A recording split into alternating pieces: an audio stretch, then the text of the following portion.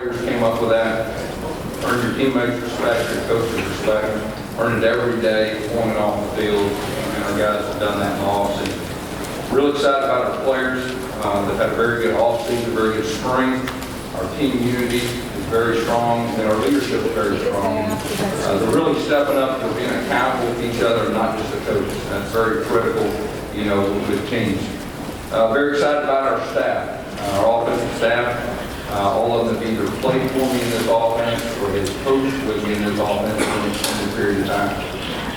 Our defense, Kevin Steele's done a great job with our staff. Jill has done a great job of gelling our staff together. Our philosophies are exactly the same.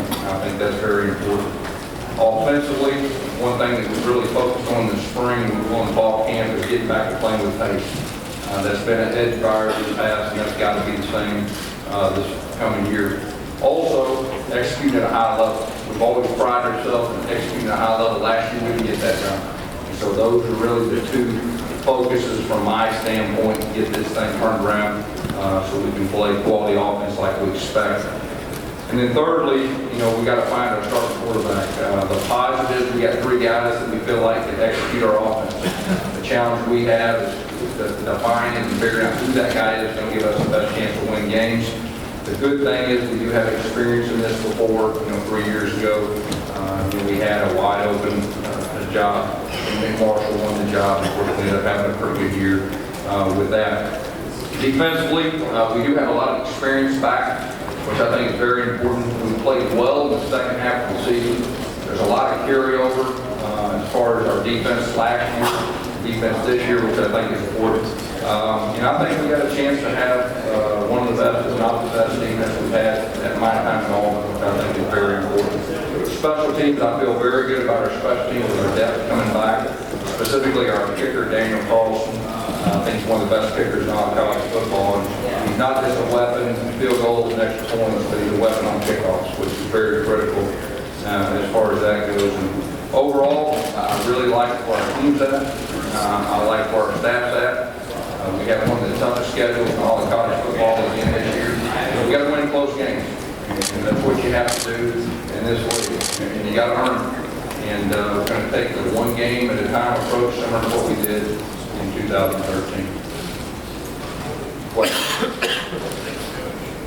Have Thomas Van Tyler. We'll start right here in the center. Right here. Emily Shaw at the Auburn Plainsman. Coach, going into fall camp, how is the offensive line shaping up? What kind of changes are we going to see there? And is there any edge on who might be starting right tackle? Yeah, we're at the same point when we left spring as far as the first 5 out there. Here's the good thing, is all 5 guys have experience. Now we switched up with some positions, but there's nothing like experience specifically in our league. We're going to need some young guys to step up from a depth standpoint, but the first 5 that we put out there, they're pretty much battle tested. We know what we're getting. Coach, we'll go down here in the front to the left, Ron. Gus Malzahn. Gus, is it easier to fit a quarterback to your system or adjust your system to fit the quarterback? And which part of the equation is John Franklin III fit in on that? Well, first of all, with John, he's a guy that I've been impressed with. Come in, he's really won his teammates' respect, which is always important, for a new guy coming in. It's very important to him. He's a hard worker. The 2 older guys, both are in a lot better spot than they were this time last year. Once we identify who our starter is, it gives us the best chance of winning. We'll see us tweak our offense to build around their strengths. We're always going to have the same philosophy and the core beliefs with our offense. But once we make that call on who that guy is, we will tweak and try to build around their strengths and try not to ask them to do things that maybe are not their strengths. Coach, we'll go over here to our right, about 3/4 of the way back. Hey, Gus, Dan Walton, USA Today. Just curious, what do you think you misjudged about your team last year? And then when something like that happens to you as a coach, how do you sort of compensate for that in the next year in terms of maybe managing expectations or that kind of thing? Yeah, well, I think each year, after year, you always, you take a look back and you evaluate things. And what can you do better from a head coach's standpoint? What can you do better from an administrative standpoint? And so it was good for me to sit back and look and evaluate everything. When I look at last year, really the thing that stands out to me is we lost close games. In this league, you're going to have a lot of close games. The 2 previous years, we were one of the best in the country at winning close games. And we had opportunities, and usually it comes down this league to 2 or 3 plays in these close games. And you got to find a way to make them. And you got to have your guys prepared. And you got to be able to execute. From an offensive standpoint, really was the first time since I've been coaching college that we didn't execute at what I would say a high level consistently. And that goes back on me. But I do feel good about where we're at. I do feel good about the evaluations and some of the changes that we made going this year. Okay, we'll go here to the center, 3rd row. Stephen Smith, Touchdown Alabama magazine. I coached the running back position last year, paid Barber a 1,000-yard back. But talk to me about Kerryon Johnson, the guy's a big name recruit, a diverse player. What do you see from him in the weight room, in the film room, that has you excited about him? Yeah, Kerryon Johnson's got a chance to be one of the most versatile guys in our league. I truly believe. I think his best days are to come. He did a very good job with us for us last year as a true freshman. You're talking about a guy that we threw him the ball in the backfield. He did some wildcat stuff. He was banged up most of the year. He had shoulder surgery in the spring. He's probably put on close to 15, 20 pounds, which that's a good thing. But just from a play calling standpoint, from an offense standpoint, he gives us a lot of flexibility because he does a lot of things well. And he's going to have a big role for us this year. Coach, we'll go to the left, Bob. Hey, Bob. Hey guys, Bob Wilberg, so I never think is a priority now. I was reading some stories in the spring about how maybe you felt like you didn't get to strictly focus on being a football coach that last season, maybe were too into a CEO. I wonder if you could kind of expound on those thoughts. Yeah, at the end of the day, I'm a football coach, and that's my strength, is being on the field, coaching an offense. And kind of goes back to the question before, after you get done with the season and you're not as successful as you'd like, you evaluate it. One thing that really hit me pretty hard is I've got to be more active with the daily X's and O's and the actual coaching and everything that goes with that. And that's what I look at as my strength. And so that's what I meant by that. And I'm looking forward to getting back in the middle of things and doing the actual coaching on the field. Coach, we'll go all the way to the back, to the right corner. Coach Jay Grissom with the Times Free Press. Do you have a policy on the players in your program or the players you're trying to recruit in your program about domestic violence issues and how you handle them? And do you think there should be a conference-wide or NCAA-wide policy on this issue? Yeah, we do our homework. Matter of fact, we do our homework thoroughly on everybody we recruit. And I've said before, as far as domestic violence is something that we don't touch. But we do our homework on everyone we bring in the program. There's a lot of information out there these days, which makes it better. But that's our approach. Okay, we'll go on this near aisle here over to our left. Coach, could you talk about Auburn with 5 straight home games? Is that a good thing or a bad thing? I hope it's a good thing. I'm really excited that we're playing at home. I know our players and our coaches and our fans are excited. We got a real schedule starting out. I would probably put our schedule up against anybody in college football, especially early. The fact that we are playing at home will do nothing but help us. We got, in my opinion, the best crowd in college football, and it's really something to be able to play and coach in front of them. And we have a pretty tough opener, obviously with Clemson, one of the better teams in all of college football, with maybe the best player in all of college football. So we got a work cut out for us, but we are definitely happy that we're playing our first 5 games at home, to answer your question. We'll go over here on the wall on the left. Coach Hannah Stevens, 97.7 is up in Huntsville. My question for you is this: going into the fall after the spring, if you would just talk about Chandler Cox's role. Did you say Chandler Cox? Yeah, Chandler Cox is one of our leaders. He brings great energy. He played significantly as a true freshman last year. He is a tough guy. He's gotten a little bigger. He's probably put on about 10 to 15 pounds from last year. If you think back to the Jay Froshes and those guys that have been really good on offense, we've had that guy, and he really reminds me a lot of that. He's really worked on his hands down the field. He's a very physical player. He's been very durable too. Okay, we'll go back over here to the right on the aisle. Stuart Mandel from Fox Sports. Gus, you had, 13 seconds away from a national championship in your first season, and then within a couple years of that, obviously, you mentioned going through a season last year where the offense didn't execute the way your offenses traditionally do. In addition to just doing the evaluation you talked about, was last season humbling for you as a coach? You really hadn't experienced anything quite like that, as a college head coach. I think so. We had high expectations, and we do every year. And we weren't able to reach our goals. And that was very frustrating. It was humbling to go through an experience like that. And I think you've got to evaluate everything like we talked about. You've got to figure out a way to improve. I will tell you, I'm extremely motivated this year, as well our staff and our team is. But like I said, it really comes down to, in our league, winning close games. And the difference in last year and the years before, we've been one of the best in the country winning close games, and last year we didn't get it done.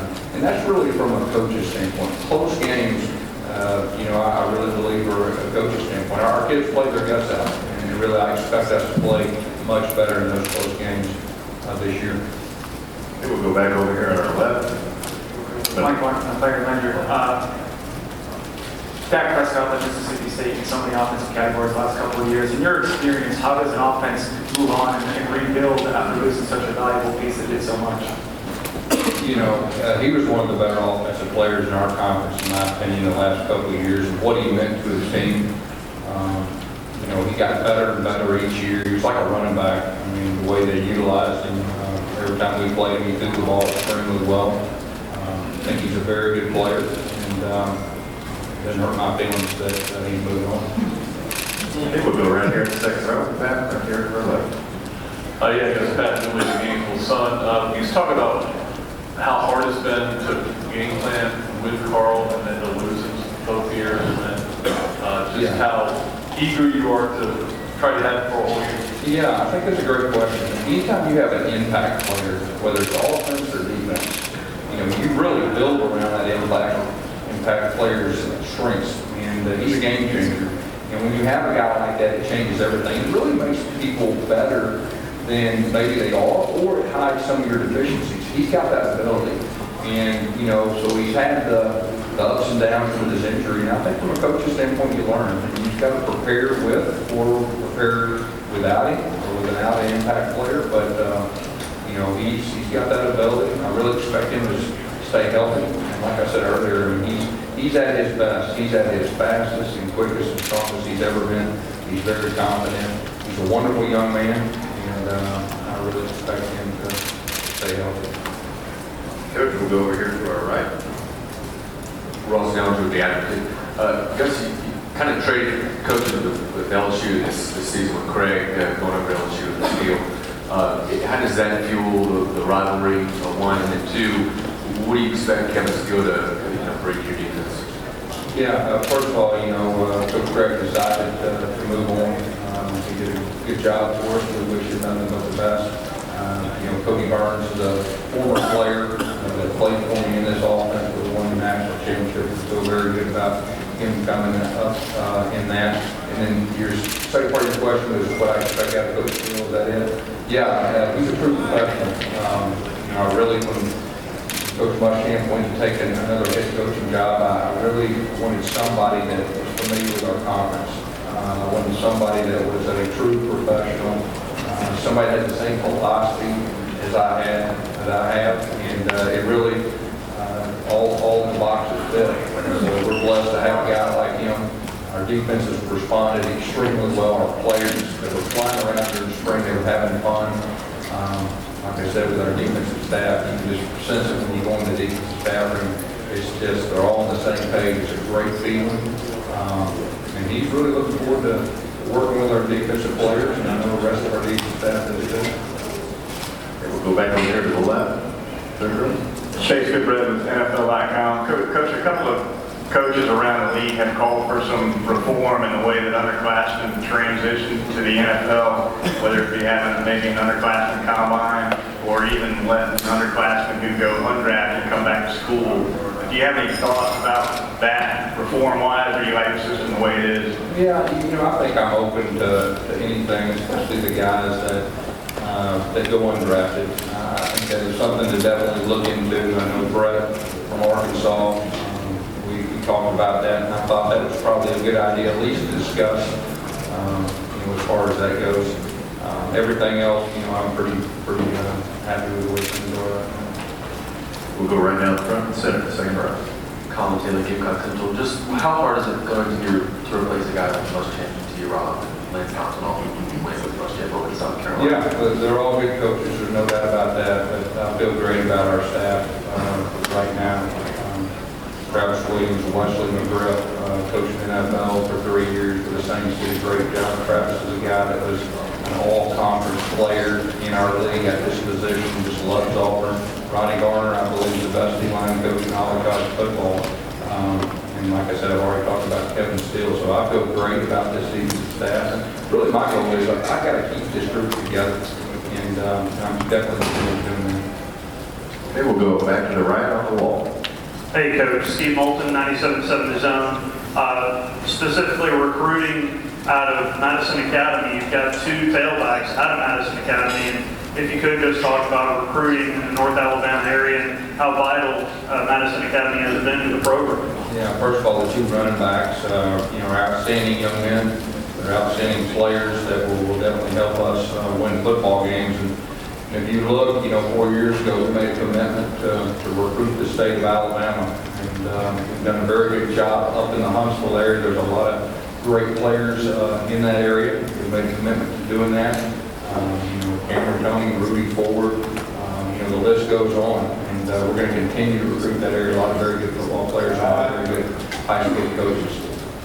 We'll go front row right here on the left. John Chris, Saturday Down South. Coach, you had so much success so quickly in 2013. Now that we're moved from that as far as we are, did you have a greater appreciation for just how great a run that was and how many things need to go your way to take that kind of success again? Yeah, of course, that was really very special to be a part of that team and everything that went with that. We played the toughest league in college football, and I probably said it 3 or 4 times, but you got to win the close ones. There's going to be a lot of close games in this conference. And I think that's what really separates this conference, or one of the things that separates this conference from others is you got to bring your lunch every week. And to answer your question, yeah, anytime you have a very good season and you win the SEC championship, that's extremely hard to do. You've got to play well. You've got to have timely plays. You've got to get a couple breaks. And it's a grind. And when you win the championship in this league, it's a big deal. And it motivates you to try to do that every year. And that's the great challenge in our league. There's a lot of great teams, a lot of great coaches, and you got to win close ones. Coach, we'll go to the back, over on the right side again. Hey, Coach Bruce Fell, Fox Sports. I wondered, you opened with Clemson. How much, if at all, do you consider the caliber of the opponent when it comes to disciplined players who get in trouble, whether they get suspended for an opener or not? We have the same expectations regardless of the opener. It just so happens we're playing one of the best teams in college football, a team that almost won it all last year. We've got a lot of guys coming back. We've played, we've had some success with first games in the past. We're going to have to continue to do that to have a chance. Very good team. But to answer your question, we have high expectations with our players no matter who we're playing the first game or not. Okay, we'll go in the center section for Roosevelt.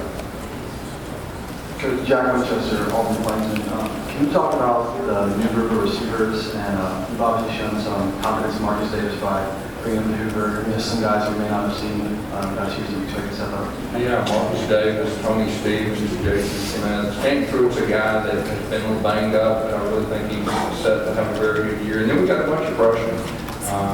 Those freshmen are going to play this year. They're going to have to grow up in a hurry. But I will tell you this will be a position of strength for us in the future. We got some outstanding talent at that position, young talent, and meshed in with those guys that have experience, with Marcus and Tony and those guys. And, Coach Barnes is excited about the group. And like I said, you're talking about a guy that played in this offense. I think he caught the first touchdown in the national championship game in 2010. He's young enough to relate to the players, and So I'm excited to watch that group grow, but they're going to have to grow up in a hurry. Coach will go over here at our left alongside the wall. Coach, Drew G. Harmon, 97.7 Zone Radio in Huntsville, Alabama. I wanted to ask you about your special relationship with Herb Hand. He's come in, you guys had really good run together at Tulsa. What's he brought to your offensive line? And of course, I know he shifted Austin Golson, looks like from center to left tackle. What kind of progress did your other line make in the spring? And I know that's going to be the key for your offense. I got a lot of confidence in Herb. We go way back when we were together. We had great success. Our personalities really complement each other. He's a very, very intelligent person. You will see us. We'll be a little different. We'll have some tweaks, and a lot of it will have his name on it. I have a lot of confidence in him. He's a very good teacher. He's a great example for his players. His offensive linemen have really taken hold of his philosophy, and they really bonded. So I'm really looking forward. He has been one of my good friends too. So I'm excited to get a chance to work with Herb Hand again. Okay, we'll go right here over on the right side, Coach. Hey, Gus, Chip Towers, Atlanta Journal-Constitution. I'm wondering, in light of the way the series has gone the last several years, are you glad to see Mark Brick go and leave and go somewhere else? And following up on that, obviously Kirby Smart's a guy that you know really well just from competing. And what kind of effect do you think that'll have? What kind of relationship with you guys? Yeah, well, first of all, Mark Rick is one of the better coaches, I think, in all of college football. And he's one of the true professionals in all of college football. And I think he's a great example for young guys in this profession of how you're supposed to act, how you're supposed to, go about your business. So, I'll say that first, and it was an honor for me to coach against Coach Rick. Kirby Smart, like you said, we have a lot of history. I have a lot of respect for him as a football coach. We've had some pretty good battles. We know each other pretty well. And that's always been a good rivalry and continue to be a good rivalry. Go back over here to the left, one side of the wall. Coach Daniel Paul, Clarion Ledger. Ole Miss's defensive line lost Robert Kimdichie. I guess, how do you guys, where does that group, I guess, rank within the SEC West and just kind of game planning for losing a guy who used to attract double, triple teams and all that? Yeah, well, they were very good on the defensive front, and it wasn't just him. They had some other very good players. They've been very good on defense the last couple of years. They recruited well. I think you got to approach it that they're going to have one of the better defensive fronts you can go against. They've done a great job on offense too, and I think we go there this year, and that's been a good rivalry. We have time for a couple more. We'll start over here on the right, on the left. Good afternoon, Coach. Max Lusky, Fox Sports Shoals Radio. Last year we were here, Jeremy Johnson, we were almost talking about a possible Heisman Trophy candidate. He certainly did not have the season he wanted to have, or you guys wanted him to have, but he's pledged his allegiance to Auburn. Talk about Jeremy and what impact he's still able to have within the Auburn organization without maybe probably playing as much on the field this year. Sure. Jeremy went through a storm last year, and the way he's responded in the spring and the summer, he's responded very well. He's operating with a chip on his shoulder. He wants to help our team in any way he can. He's fighting for the starting quarterback job. Like I said at the very first, we got 3 guys, and I've got a very open mind going into this thing. So we'll see what happens, but he's a team guy, and he's still a very talented young man also. We'll take one final question here in the center. Coach Stephen Smith, touching on Alabama again. You talked about how people coming back for Clemson, but your secondary, bringing back Nick Ruffin, Trey Matthews, Jonathan Ford. But Carlton Davis is probably the most important bunch. What do you want to see from him more so character-wise and bringing his play onto the field from a character standpoint? Well, I think he's got very good character, and he's a very good football player. He's a young guy. What he did last year in our league, and you're talking about going against some of the best wide receivers week in and week out. For a true freshman, we put him on the island quite a bit. He had a very good spring. He does have the ability to lock down a top receiver and let you focus him on the other side of the field. There's not a whole lot of guys, I think, can say that. He's a freshman. He's got a great attitude. He's very confident. We're expecting big things out of Carlton this year. Thank you, Coach. Thank you for your time. Okay, thank you.